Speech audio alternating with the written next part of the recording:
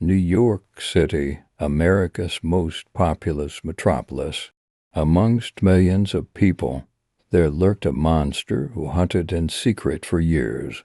Joel Rifkin, known as Rifkin, was a reaper of death wandering the dark back streets of the city. His story is terrifying, not only for the atrocities he committed, but also for the chilling details of his capture and confessions. In this video, we will dive deep into Joel Rifkin's horrifying killing spree and the bloody trail he left behind. Joel Rifkin was born in 1959 in New York. Adopted by his family, he faced a troubled childhood like many serial killers.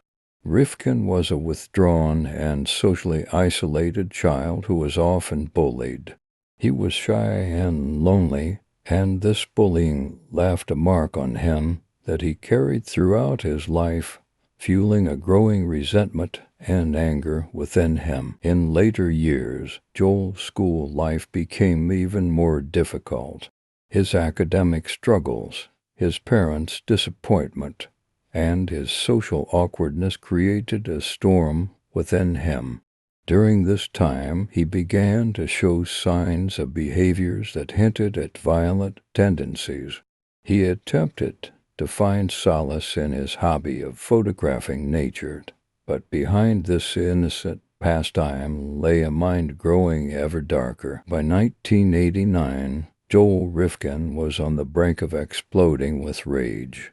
He chose his first victim on a street in Manhattan, and his targets were primarily sex workers, as they were easier to track and often live on the margins of society. Rifkin would first lure his victims, then bring them into his car and strangle them. With his first victim, he didn't know what to do with the body. He panicked, but at the same time felt in control.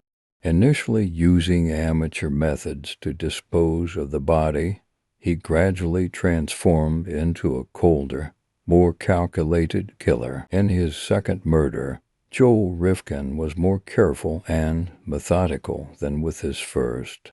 Now he knew how to cover his tracks, leaving no evidence.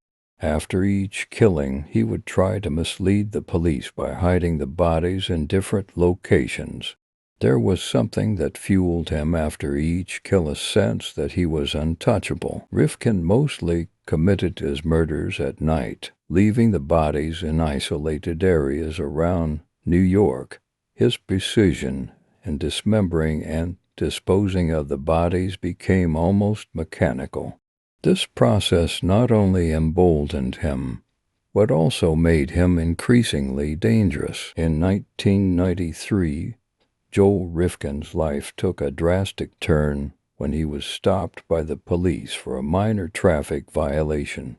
When officers discovered a body in his vehicle, Rifkin was at a loss. After his arrest, he began confessing to his murders in chilling detail. During police interrogations, Rifkin calmly described his crimes, revealing a disturbingly cold killer. When asked by the police, "Why did you kill?"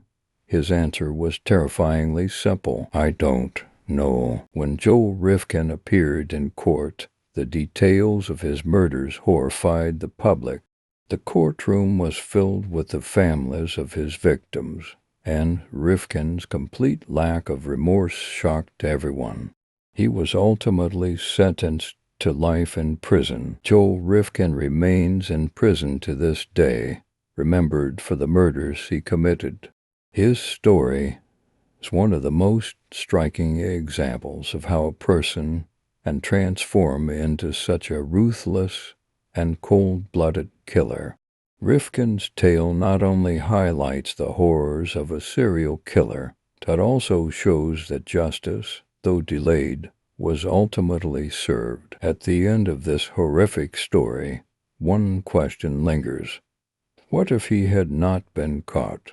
How many more innocent victims would have fallen his hands? In this video, we journeyed into Joel Rifkin's dark world. Share your thoughts in the comments and subscribe for more. Remember, the truth doesn't stay hidden in darkness forever. Sooner or later, it comes to light.